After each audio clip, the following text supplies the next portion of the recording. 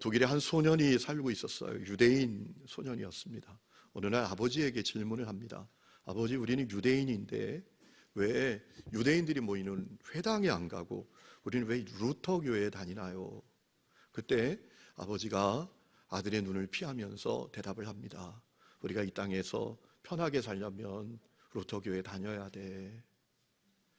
그 소년의 할아버지는 유대인 랍비였습니다. 그 큰아버지도 유대인 랍비였습니다. 그런데 그 소년의 아버지는 아주 계산이 빠른 사람이었습니다. 독일에 살면서 유대인들에게 다가오는 불이익을 당하지 않기 위해서 의도적으로 루터 교회에 다녔던 거예요. 그래서 그 아버지는 교회는 다녔지만 회심하지는 못했습니다. 그 아들을 6살 때 세례도 받게 했지만 아들에게 믿음의 유산을 물려주지는 못했습니다. 그리고 시간이 지나고 그 소년이 대학에 가면서 교회를 떠납니다. 그리고 그 소년이 30살이 되었을 때 1847년입니다. 영국에서 엥겔스라는 사람과 함께 그 유명한 사회주의 공산당 선언을 하기에 이르게 되었습니다. 그 소년이 바로 칼 막스라는 인물이에요. 교회 안에 있었지만 참 믿음은 가지지 못했었다라는 것이죠. 여러분, 오늘 그 일이 혹시 여러분들 가운데 여러분의 가정 속에 일어나고 계시지 않습니까? 여러분, 고린도 교회 문제는 분쟁의 문제였습니다. 나는 바울파, 나는 아볼로파, 나는 베드로파, 나는 예수파, 이렇게 갈갈이 나눠져서 성도들이 서로 분쟁을 일삼는 것이 그들의 전부인 것이 고린도 교회였어요. 고린도전서 1장에 보면 바울이 얼마나 안타까웠는지 제발 같은 말, 같은 뜻, 같은 마음을 품으십시오 라고 호소할 정도였습니다. 여러분, 바울이 고린도 교회의 그 심각한 분쟁의 문제를 언급할 때에 그 후에 언급한 다음에 자기가 고린도 교회에 갔을 때 무엇을 전했었는지를 상기시킵니다. 한마디로 말하면 이런 겁니다. 내가 당신들에게 가서 세상 지혜가 아니라 하나님의 지혜, 십자가의 복음만을 전하지 않았었습니까? 내가 당신들에게 가서 세상 지혜를 전했습니까? 나는 오직 십자가의 복음만을 당신들에게 전하지 않았었습니까? 그 얘기를 고린도전서 1장 17절부터 2장 계속해서 합니다. 오늘 우리가 읽은 말씀도 그 말씀의 맥락 안에서 이어지는 말씀이에요. 여러분, 고린도전서 2장 2절 우리 읽지 않았지만 바울이 이렇게 말합니다. 내가 너희 중에서 예수 그리스도와 그가 십자가에 못 박힌 것 외에는 아무것도 알지 아니하기로 작정하였습니다. 내가 당신들에게 가서 십자가의 복음만 전했잖아요 라고 하는 얘기죠. 그러면서 아주 의미 있는 증언을 합니다. 자연인들, 다시 말하면 육에 속한 사람들은 하나님의 지혜, 십자가의 복음을 이해하지 못한다는 겁니다. 그가 세상의 대단한 권력자라고 할지라도, 세상의 대단한 지혜자라고 할지라도 육에 속한 사람은 하나님의 지혜, 십자가의 복음을 이해하지 못한다라는 겁니다. 여러분, 우리 읽지 않았지만 9절 바로 앞에 8절을 보면 이렇게 말합니다. 이 지혜는 십자가의 복음입니다. 하나님의 지혜입니다. 이 세대의 통치자들이 한 사람도 알지 못한다라고 했습니다. 왜 그럴까요? 그들에게 어리석게 보이기 때문입니다. 고린도전서 1장 22절 말씀에 있는 대로 유대인에게는 꺼리끼는 것이고 헬라인에게는 미련하게 느껴지기 때문에 그래요. 모르는 겁니다. 여러분, 십자가 복음이 얼마나 놀라운 복음이에요. 오늘 9절 말씀 보면 바울은 시편 말씀을 인용하면서 이 십자가의 복음이 얼마나 놀라운 복음인지 표현하잖아요. 그 십자가의 복음은 우리가 귀로 듣지도 못했고 눈으로 보지도 못했고 마음으로 생각하지도 못했던 것과 같다. 여러분, 그렇지요. 하나님이 어떻게 사람이 되십니까? 하나님이 어떻게 이 땅에 사람의 보살핌을 받는 아기로 이 땅에 성육신 하십니까? 그리고 십자가에 매달려 피 흘려 죽으십니다. 죄는 우리가 졌는데 죄값은 예수님이 십자가에서 다 치르셨습니다. 얼마나 놀라운 복음이에요. 그리고 3일 만에 죽음을 이기시고 부활하셨습니다. 승천하셨습니다. 그리고 하나님의 영 성령으로 우리 가운데 와서 함께하고 계십니다. 여러분, 이 복음이 얼마나 놀라운 복음이에요. 정말 놀라운 복음이죠. 귀로 못 듣고 눈으로 못 보고 마음으로 생각하지도 못할 정도의 복음이죠. 문제는 육에 속한 사람들은 이 놀라운 십자가의 복음을 이해도 못하고 받아들이지도 못한다라는 겁니다. 14절 보면 육에 속한 사람은 하나님의 성령의 일들을 받지 아니하나니 이는 그것들이 그에게는 어리석게 보임이고 그는 그것들을 알 수도 없나니 그러한 일은 영적으로 분별되기 때문이라 라고 했어요. 그러니까 세상 지혜, 철학, 이론, 경험이 아무리 대단해도 육에 속한 사람은 십자가의 복음을 이해하지 못한다, 받아들이지 못한다라는 거예요. 여러분, 사도 바울이 지금 왜 이야기하고 있습니까? 고린도 교회 안에 육에 속한 사람들이 있었기 때문입니다. 교회 안에 있지만 복음을 알지 못합니다. 복음을 정확하게 깨닫지 못합니다. 그래서 자기 철학, 자기 이론, 자기 경험, 자기 주장을 가지고 나는 바울파, 나는 아볼로파, 나는 게바파라고 하면서 분쟁하고 있는 거예요. 고린도 교회 안에 육에 속한 사람들이 있더란 말이에요. 여러분, 바울은 영에 속한 사람들, 다시 말해서 십자가 복음 믿고 그 속에 성령님이 내주하시는 사람은 그런 어리석은 일을 할 수 없다라고 했습니다. 왜냐하면 그들은 영이 다른 사람들이 되었기 때문입니다. 여러분, 오늘 12절 말씀 보세요. 우리가 세상의 영을 받지 아니하고 오직 하나님으로부터 온 영을 받았으니 이는 우리로 하여금 하나님께서 우리에게 은혜로 주신 것을 알게 하려 하십니다. 여러분, 이 말씀 대단히 중요한 말씀인데요, 이 말씀에는 크게 세 가지 중요한 메시지가 들어 있습니다. 첫 번째는 십자가 복음 믿고 구원받은 성도는 영이 다른 사람이 된다. 어떻게? 그 속에 하나님의 영이, 성령님이 와서 내주하시는 사람이 된다라는 겁니다. 12절 보세요. 우리가 세상의 영을 받지 않고 하나님으로부터 온 영, 성령을 받는다. 십자가 복음 믿고 구원받은 사람들은 영이 다른 사람들이 되는 겁니다. 그 속에 하나님의 영이 거하시는 사람이 되는 겁니다. 두 번째는 그 하나님의 영이 거하는 성령 받은 사람들은 하나님의 지혜, 십자가의 복음이 얼마나 놀라운 지혜인지를 압니다. 자기 지혜로 아는 게 아닙니다. 그 속에 거하시는 성령이 보여주시고 알려주시는 것이란 말이에요. 여러분, 10절 말씀 보세요. 성령은 모든 것, 곧 하나님의 깊은 것까지도 통달하시느니라. 성령이 얼마나 놀라운 영인지 우리에게 설명하는 겁니다. 성령은 하나님의 그 깊은 경륜까지도 정확하게 아시는 분이 성령이라는 거예요. 근데 그 성령이 어디에 있습니까? 구원받은 성도 속에 있습니다. 그래서 어떤 일이 일어납니까? 10절 그 다음에 보십시오. 그 다음에 뭐라 합니까? 이렇게 말하죠. 오직 하나님의 성령으로 이것을 우리에게 보이셨다. 눈으로 보지 못하고 귀로 못 듣고 마음으로 생각하지도 못했던 그 십자가의 복음이 얼마나 놀라운 복음인지 성령이 거하게 되는 사람은 성령님이 보여주시고 알려주시고 이해하게 해주신다라는 거예요. 단지 지식적으로 이해하는 게 아닙니다. 그 십자가 복음이 얼마나 놀라운 복음인지 깨달아져서 마음이 뜨거워지고 가치관이 달라지고 인생의 방향이 달라지고 사람의 존재가 달라지는 그 정도로 알게 된단 말이에요. 그래서 그 성령님이 거하시는 사람은 하나님의 은혜를 알게 됩니다. 하나님께서 내게 은혜로 주신 것을 알게 됩니다.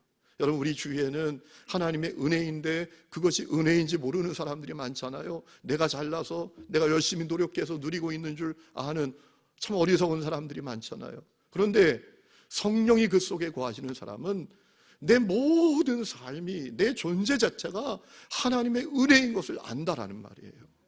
성령님이 그것을 알게 해주신단 말이에요. 여러분, 우리 삶 가운데 하나님의 은혜 아닌 게 하나라도 있습니까? 생명도 하나님의 은혜요, 건강도 하나님의 은혜요, 구원도 하나님의 은혜요, 가정을 갖고 있는 것도 하나님의 은혜요. 세상에서 뭐 대단히 여김을 받지 못하지만 일터를 갖고 있는 것도 은혜요. 오늘 예배당에 올 때 두 발로 걸어서 올 수 있는 것도 하나님의 은혜요. 성령이 그 속에 있는 사람들은 성령께서 하나님의 은혜를 알게 해주신다라는 거예요. 결론은 그렇기 때문에 영에 속한 사람들은 성령께서 근심하는 일을 하지 않는단 말이에요. 파당짓고 분쟁 일삼지 않는다는 거예요. 미움과 증오에 사로잡히지 않는단 말이죠. 어리석은 일을 하지 않는단 말이에요. 성령이 그 속에 있는 사람은. 바울이 그 얘기하고 싶은 거예요, 지금. 안타깝게도 고린도 교회 안에 육에 속한 사람들이 있었어요. 그래서 파당 만들고 분쟁하고 싸우고 세월 보냈던 거예요. 여러분, 그들이 왜 그렇게 했을까요? 왜 그랬을까요? 이것이 대단히 중요해요. 여러분, 그들이 교회 밖에 있는 사람이 아니라 교회 안에 있는 사람들이었잖아요. 사실 거기에 답이 있어요. 제가 이 말씀을 깊이 묵상하다가 오라, 거기에 답이 있구나. 왜 고린도 교회 성도들 가운데 육에 속한 사람들이 있어서 성령을 근심시키는 그런 일을 했을까? 엉터리 같은 삶을 살았을까? 그들이 교회 안에 있다는 것이 실말이에요. 그러니까 무슨 얘기인가 하면 그들이 왜 그렇게 했는가 하면 교회에 대한 이해가 잘못되었기 때문에 그래요. 교회가 무엇인지를 그들이 똑바로 알지 못했기 때문에 그래요. 여러분은 교회를 어떻게 이해하십니까? 여러분은 교회가 무엇이라고 생각하십니까? 많은 사람들이 교회를 성전이라고 생각해요. 여러분도 그렇게 생각하시나요? 교회가 성전이다. 이스라엘 성들은 예루살렘 성전을 아주 특별하게 생각했습니다. 목숨보다도 더 귀하게 생각했습니다. 왜냐하면 그 성전에서 하나님 임재 경험해요. 하나님의 현존도 경험해요. 하나님이 임재하셔서 복을 주세요. 은혜를 주세요. 구원을 베풀어 주세요. 여러분, 그렇기 때문에 이스라엘 성들은 성전을 목숨보다도 귀하게 생각해요. 여러분, 바벨론에게 멸망당할 때 1차 성전이 파괴됐잖아요. 그리고 포로로 끌려갔다가 다시 돌아와서 2차 성전을 재건할 때 성전 기초공사 끝내고 거기 있는 사람들이 펑펑 울었다 그랬어요. 여러분, 이스라엘 성들에게 성전은 목숨보다도 더 귀해요. 디아스포라 유대인들, 온 땅에 흩어져 있는 이방 지역에 사는 유대인들이 예루살렘 성전 향해서 순례하는 것이 그들의 평생의 사명이고 그들의 소망이에요. 여러분, 그런데 예수님의 성육신과 예수님이 행하신 구원 사건으로 말미암아 성전의 개념이 바뀌었어요. 여러분, 예수님께서 십자가에서 운명하실 때 성전 휘장이 쫙 찢어졌잖아요. 위에서부터 아래로 쫙 찢어졌잖아요. 그건 뭘 의미하는 걸까요? 성전의 개념이 이제 달라졌다는 거예요. 보이는 건물이 성전인 시대는 끝났다라는 겁니다. 그럼 뭐가 성전이에요? 두 가지 의미가 있는데요. 첫 번째는 예수님이 성전이 되셨다라는 거예요. 여러분, 요한복음 2장을 보면 예수님께서 그 타락한 성전을 정화하시잖아요. 비둘기 팔고 또 돈 바꿔주는 사람들, 재물 파는 사람들 상 다 둘러엎으시고 성전을 정화하시잖아요. 그리고 예수님께서 하셨던 말씀이 있어요. 너희가 이 성전을 헐어라. 그러면 내가 3일 만에 다시 세운다. 여러분, 그 말씀 하셨을 때 요한은 친절하게 예수님이 하신 말씀의 의미가 무엇인지를 우리에게 소개해주고 있어요. 이렇게 소개하고 있어요. 예수님은 성전된 자기 육체를 가리켜 말씀하신 것이다. 이제 보이는 건물 성전 시대는 끝났고 예수님이 성전이 되신다라는 사실을 말씀하신 것이다라는 거예요. 여러분, 예수님이 성전이 되셨어요. 왜냐하면 우리가 예수님을 통해서 하나님과 연결됩니다. 성전은 하나님과 연결되는 장소예요. 하나님의 임재를 경험하는 장소예요. 그런데 여러분, 이제 보이는 건물을 통해서 하나님과 연결되고 하나님의 임재를 경험하는 것이 아니라 예수님을 통해서 하나님과 연결이 되고 하나님의 현존을 경험하고 하나님의 임재를 경험하고 하나님 주시는 복을 받고 하나님 주시는 구원도 받게 됐다라는 거예요. 그래서 예수님께서 하신 말씀이 있어요. 내가 길이다, 진리다, 생명이다. 내가 하나님과 연결되는 길이다. 예수님이 이제 성전이 되신 거예요. 그리고 또 하나 중요한 의미가 있는데, 이제 보이는 건물이 성전이 아니라 예수를 그리스도로 믿는 구원받은 성도들, 그 각 사람이 성전이 되었다라는 거예요. 여러분, 왜 그래요? 구원받은 성도에게 하나님의 영이 오시잖아요. 이제 건물에 찾아가야 하나님의 임재를 느끼는 게 아니에요. 이제 우리는 하나님의 임재 덩어리예요. 구원받은 성도는 성령이 그 속에 오셔서 영원토록 내주하시는 줄로 믿습니다. 그러니까 건물에 찾아가야 하나님의 임재를 경험하는 게 아니라 우리 존재 자체가 하나님의 임재예요. 하나님이 여기 임재해 계세요. 이제 우리 각 사람이 성전이 되었다라는 말이에요. 여러분, 예수님께서 요한복음 14장을 보면 이런 말씀하셨어요. 내가 아버지께 구하겠으니 그가 또 다른 보혜사를 너에게 주사 영원토록 너희와 함께 있게 하리니 그는 진리의 영이라. 세상은 능히 그를 받지 못하나니 이는 그를 보지도 못하고 알지도 못함이라. 그러나 너희는 그를 아나니, 그 다음에 말씀이 중요해요. 그는 너희와 함께 거하시며 또 너희 속에 계시겠습니다. 성령님이 오실 텐데, 하나님의 영이 오실 텐데, 그 하나님의 영은 우리 속에 거하시는 영이에요.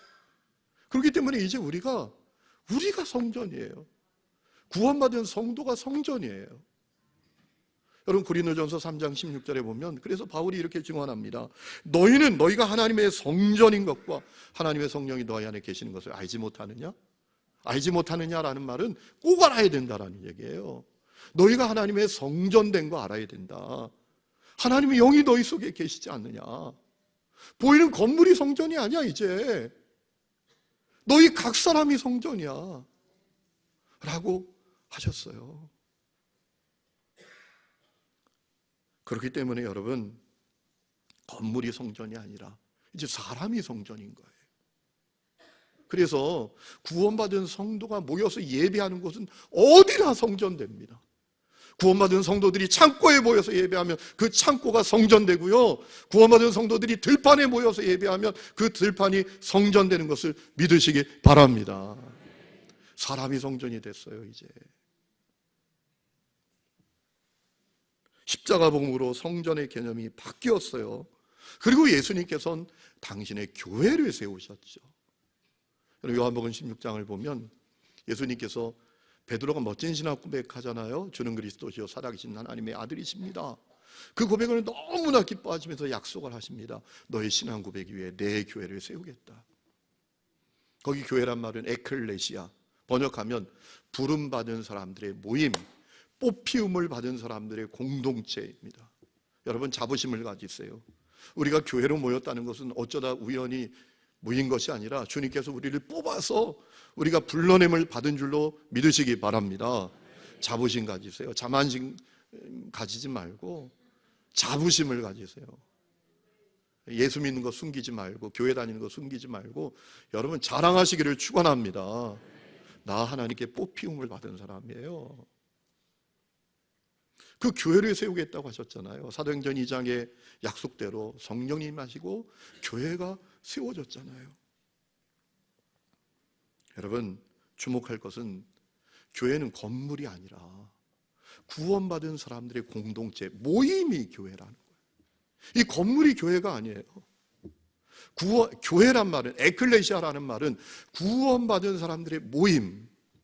여러분이 가정에서 모이면 그게 교회예요. 여러분이 들판에서 모이면 그게 교회예요. 건물이 교회가 아니에요. 여러분, 더 나아가면 사람이 교회예요. 왜 그렇죠? 여러분, 사람 없는 공동체 있어요? 사람 없는 모임이 있어요? 그러니까 사람이 교회인 거예요. 구원받은 그 사람이 성전이 되고 구원받은 그 사람이 교회가 되는 거예요.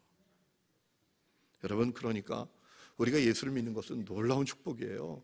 예수 믿는 것은 죽어서 천국 가는 정도가 아니라 우리 각 사람이 주님의 성전이 되는 거고 주님의 교회가 되는 거예요. 얼마나 놀라운 축복이에요. 그런데 문제는 많은 사람들이 교회를 건물이라고 생각해요. 또 이 교회 건물에다가 아무 교회라고 이렇게 대부분 써놓으니까 더 교회 건물이 교회라고 생각해요. 그 건물은 예배드리는 장소예요. 그냥 예배당입니다. 교회는 뭐냐? 구원받은 사람들의 모임, 공동체가 교회고, 그리고 그 공동체를 이루는 각 사람, 우리 한 사람 한 사람들이 다 교회라는 거예요. 그런데 많은 사람들이 교회를 건물로 생각해요. 그러다 보니까 어떤 일이 벌어지죠? 신앙생활은 교회 다니는 거라고 생각해요. 그러다 보니까 어떤 일이 벌어지죠? 관심이 어디에 있느냐? 교회 잘 짓는 거, 그냥 뻑적지근하게 교회 짓고 멋지게 교회 짓는 게 관심이고, 그 잘 지어진 교회 안에서 활동하는 게 관심이에요. 안타깝게도 정작 우리 자신이 성전이고 자신이 교회인데 건물 세우는 데 관심이 있고 그 안에서 활동하는 것에 관심이 있지, 교회된 나를 잘 세우는 데는 관심이 없어요. 그러다 보니까 어떤 일이 벌어지죠? 건물은 잘 세워졌어요. 활동은 많아요. 그런데 정작 주님의 성전이요 교회된 그 사람의 영혼을 보면 황폐화되어 있어요. 무너져 있어요. 가까이 가서 보면 육에 속한 사람이에요.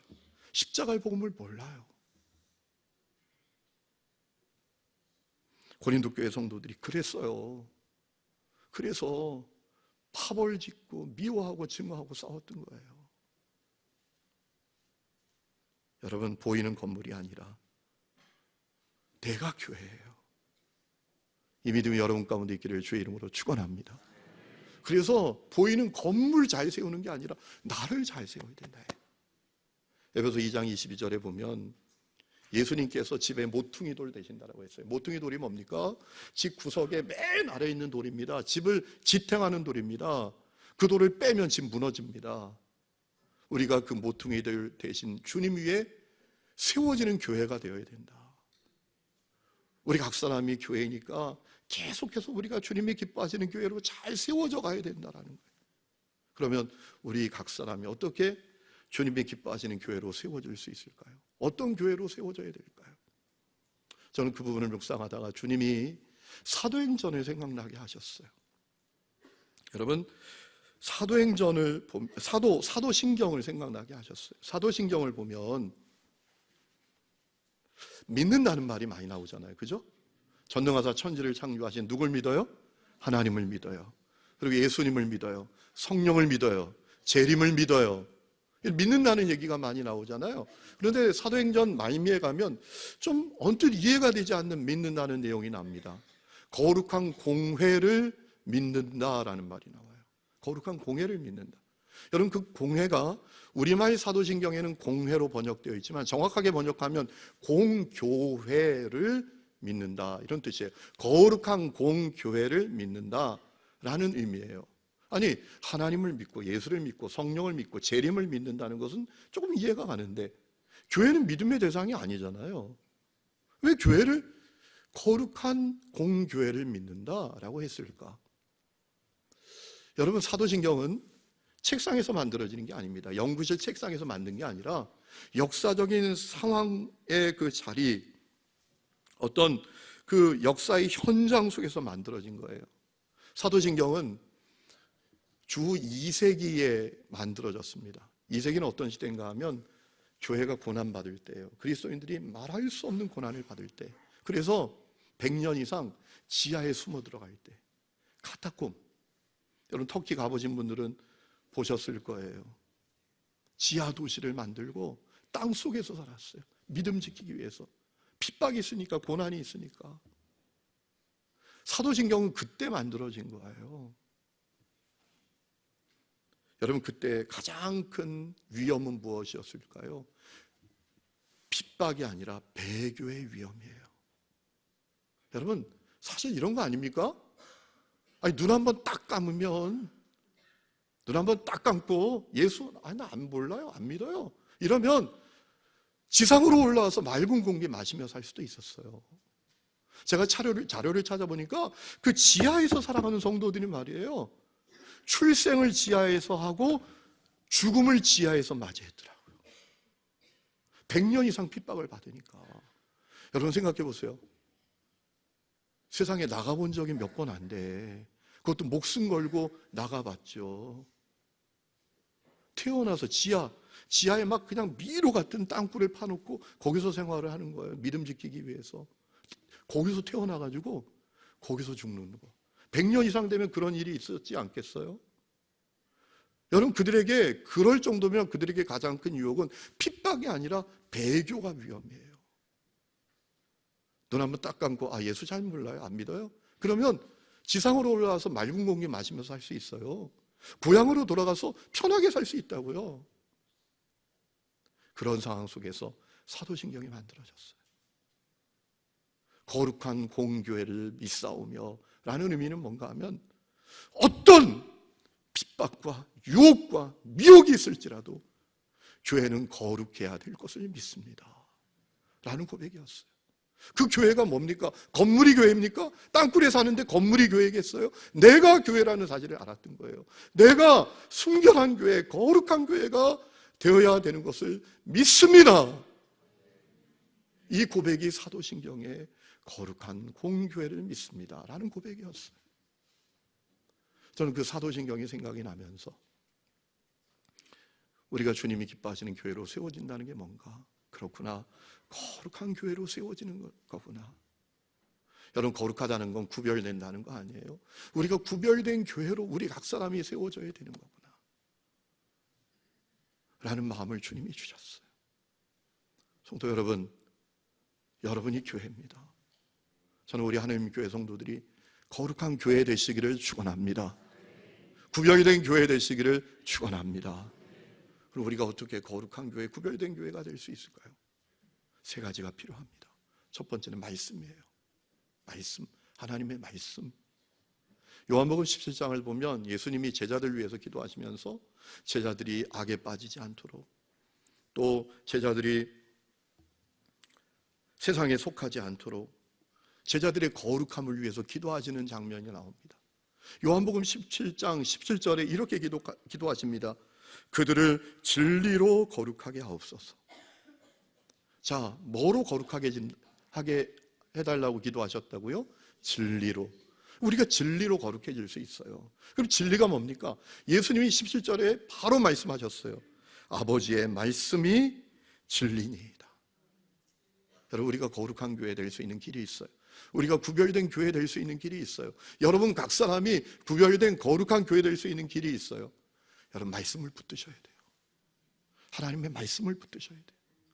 내가 거룩하다고 거룩해지는 게 아니에요. 말씀이 나를 거룩하게 만듭니다. 여러분, 교회 다녀도 말씀 모르는 분 너무나 많아요. 여러분, 말씀을 읽고 말씀을 묵상하고 말씀을 배우셔야 합니다. 이제 우리 교회에서 올해부터 수요일에 만나가 제공됩니다. 밥 드리는 건 아닙니다. 물론 직장 끝나고 일찍 오는 분들은 5층에 간단한 요깃거리 준비해 놓을 겁니다. 수요일에 만나는 뭔가 하면 우리가 똑같은 비슷한 예배 계속 몇 번 드리지 말고 수요일에는 말씀 배우는 시간을 가질 거예요. 다 같이 모여서 하는 게 아니라 와서 찬양 하나 부르고 각 그룹으로 쫙 흩어져서 말씀을 깊이 배우려고 해요. 여러분, 참여하시기를 주의 이름으로 축원합니다. 말씀을 붙들어야 돼요. 두 번째는 기도입니다. 여러분, 예수님께서 예루살렘에 가셔서 예루살렘 성전, 타락한 성 뒤집어 놓으시고 하셨던 말씀, 중요한 말씀, 놓치지 말아야 될 말씀이 있는데 이런 말씀을 하셨어요. 내 집은 기도하는 집이 되리라 하였거늘 너희는 강도의 소굴로 만들었도다. 이 말씀을 생각해 보면 왜 성전이 타락했을지, 변질됐는지 알 수 있어요. 기도를 놓쳐버린 거예요. 기도를 잃어버린 거예요. 기도를 잃어버렸기 때문에 변질됐어요. 타락했어요. 그렇기 때문에 우리 각 사람이 구별된 교회, 거룩한 교회 되려면 기도를 붙들어야 될 줄로 믿습니다. 기도해야 합니다. 그래서 여러분, 기도 통장까지도 만들어 드리잖아요. 기도하시기를 축원합니다. 기도해야 내가 살아요. 기도해야 하나님의 뜻이 무엇인지를 알게 됩니다. 기도해야 죄가 분별이 됩니다. 기도해야 죄의 유혹을 이길 수 있어요. 세 번째는 주님의 남은 고난에 참여하는 거예요. 여러분, 골로새서 1장을 보면 바울이 이해 못할 고백을 하나 해요. 이런 고백을 합니다. 골로새 1장 24절에 보면 그리스도의 남은 고난을 내 육체에 채우노라. 좀 이상하죠. 아니, 예수님 부활하시고 승천하신 다음에 주님의 고난이 이제 다 끝나고 주님 왕으로 통치하고 계신데 주님의 남은 고난이 어디 있어요? 주님이 무슨 고난을 남겨놓으셨다고 주님의 남은 고난을 내 육체에 채운다고 했던 걸까요? 여러분, 이 말씀은 깊이 묵상해 보면 이런 뜻인 것 같아요. 교회가 주님이 받으셨던 고난에 동참할 때 거룩한 교회가 될 수 있다라는 거예요. 제가 예를 하나 말씀을 드릴게요. 여러분, 아까 사도신경에 대해서 말씀을 드렸잖아요. 그리고 시간이 지나서 325년에 또 신앙의 고백을 소아시아에 있는 니케아라는 곳에 모여서 교회 지도자들이 모여서 우리가 믿는 그 신앙의 표준, 신앙의 고백을 정리합니다. 그게 니케아 신조라고 부릅니다. 그 니케아 신조 가운데 교회는 뭐냐? 네 가지를 얘기합니다. 하나의 교회, 보편적 교회, 사도적인 교회, 거룩한 교회가 되어야 된다라고 했어요. 하나의 교회는 우리가 이해할 수 있고, 보편적 교회는 모든 교회는 하나님 앞에 다 소중하다라는 거예요. 세상에 더 특별하고 더 특별하지 않은 교회는 없어요. 저 강남에 몇 천억짜리 예배당은 특별하고 지하에 10평짜리 예배당은 특별하지 않다, 이건 아니에요. 주님께 다 소중한 교회다라는 거예요. 교회 자랑하고 자기 교회가 최고라고 하는 사람들 보면 여러분이 아이고 이러시면 돼요. 속으로, 겉으로 하지 마시고. 그런데 자기 교회를 사랑하는 마음이 있는 것은 중요하죠. 자기 공동체를. 그리고 사도적인 교회가 되어야 된다는 것은 사도들로부터 시작되고 사도들의 가르침을 계승하고 있는 교회다. 그리고 거룩한 교회는 뭐 말할 것도 없죠. 근데 여러분, 이 니케아 신조에서 만들어 놓은 교회에 대한 표현을 보면 사도신경에 있었던 어떤 교회에 대한 고백에서 두 가지가 보태졌어요. 하나의 교회, 사도적인 교회. 왜 그랬을까요? 하나의 교회만, 시간이 없으니까 생각해 보자고요. 왜 교회는 하나의 교회가 되어야 된다고 고백하기에 이르렀을까요? 하나가 아니니까. 여러분, 교회가 하나라면 우리가 하나가 되어야 된다 이렇게 얘기하겠습니까? 교회가 똘똘 뭉쳐가지고 하나가 되어 있다면 하나님, 우리 교회가 하나가 되게 해주십시오, 이런 기도가 필요하겠습니까? 하나가 아니에요. 분열되어 있어요. 나누어져 있어요. 분쟁하고 있어요. 싸우고 있어요. 그러니까 교회는 하나의 교회다라고 고백하기에 이르렀던 것이죠. 왜 그렇게 됐을까요? 중요한 일이 있습니다. 교회가 지하에 있다가 지상으로 올라옵니다. AD 313년에 로마가 기독교를 공인합니다. 이제 마음껏 기독교 신앙을 가져도 됩니다. 그래서 어떤 일이 벌어지죠? 지하에 100년 이상 숨어있던 교회가 지상으로 올라옵니다. 제국의 핍박을 받던 교회가 오히려 제국의 보호를 받습니다. 고난을 받던 교회가 영광을 받는 교회가 됩니다. 그러니까 어떤 일이 벌어지죠? 분열됩니다. 다투기 시작합니다. 누가 진짜 교회야? 누가 더 우월해? 이런 문제를 가지고 교회가 막 싸우고 논쟁하고 정죄하고 그렇게 된 거예요. 여러분, 지하에서 고난받는 교회일 때는요, 하나라고 말할 필요도 없어요. 왜? 다 하나니까. 다 하나의 교회예요.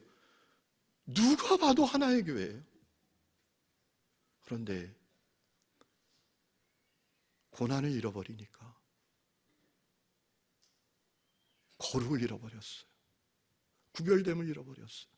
세상 사람들하고 똑같이 정죄하고 미워하고 판단하고 분쟁하고 사는 교회가 되고 말았던 거예요. 여러분, 얼마나 처참해요. 아니, 100년 이상 지켰던 그 거룩을, 고난 속에서 지켰던 거룩을 여러분 뭐 15년도 못 되어서 다 잃어버린 거예요. 그러니까 무슨 얘기인가 하면 고난을 잃어버리니까 거룩도 잃어버리더라라는 거예요. 여러분 대단히 의미심장한 거예요. 그래서 바울이 그것을 간파했던 거예요. 인간이 얼마나 어리석은 존재인지, 얼마나 우매한 존재인지. 그래서 인간은 고난받을 때만 거룩함을 유지할 수 있다는 사실을 이 사도 바울이 깨닫고 그리스도의 남은 고난을 나 육체에 채우노라 라고 했던 거예요.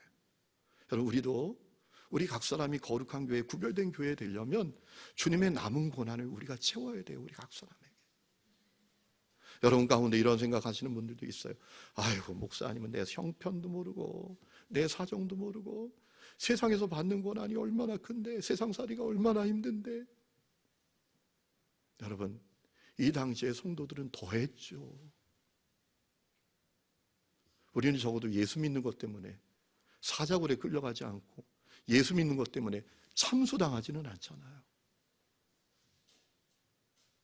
여러분 주님이 우리에게 원하시는 것은 그럼에도 불구하고 주님의 남은 고난을 우리에게 채우는 거예요. 교회 다니면서도 신앙생활 하면서도 그저 편한 것, 부담 없는 것, 사람들에게 존경받는 것, 인정받는 것, 칭찬받는 것, 높임받는 것, 누구보다 나아지는 것, 여기에만 관심 두지 말고 종의 모습을 가져야 돼요. 섬김의 자리에 있어야 돼요. 그리스도의 남은 고난을 1장 24절을 읽어보면 교회를 위해서 내 육체에 채우노라. 교회가 뭡니까? 각 사람이 교회죠. 다른 형제 자매들을 위해서, 성도들을 위해서 고난받기를 바울이 결단했다라는 거예요. 오늘 그 은혜가 여러분 가운데도 있기를 주의 이름으로 축원합니다. 누구보다 높아지려고, 편하려고 몸부림치는 성도들이 아니라 더 낮은 자리에 있으려고, 더 섬기려고, 더 희생하려고. 그럴 때 우리가 거룩을 잃어버리지 않을 수 있다는 거예요. 인간은 아주 간사해서요, 고난이 잃어버리면 거룩도 잃어버리는 거예요. 오늘 그래서 이번에부터 우리 교회에서 우리 다 순위 있잖아요. 작은 교회들이니 순위, 전반기, 후반기 한 번씩 우리 순별로 어려운 분들을 찾아가고 고난받는 분들을 찾아가고 우리의 섬김이 필요한 분들을 찾아가서 섬기는 기회를 가지려고 해요. 우리가 주님의 남은 고난을 참여하는 그런 일을 의도적으로 해보려고 해요.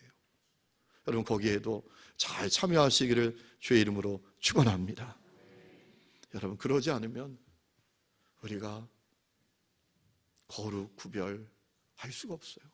여러분 한국교회 언제부터 망가지기 시작했나요? 교회가 힘을 갖고 교회 막 엄청나게 뻑적지근하게 지어놓고 몇만 명 모인다, 몇천 명 모인다, 재정이 얼마다, 예? 그러면서 고난을 잃어버리면서부터 한국교회 변질되고 타락했잖아요. 여러분 그것은 우리에게도 똑같아요. 교회된 우리에게도 똑같은 문제예요. 한번 따라 합시다. 주님, 내가 교회입니다. 주님, 내가 교회입니다. 여러분 그러니까 그 교회 잘 세우시기를 주의 이름으로 축원합니다.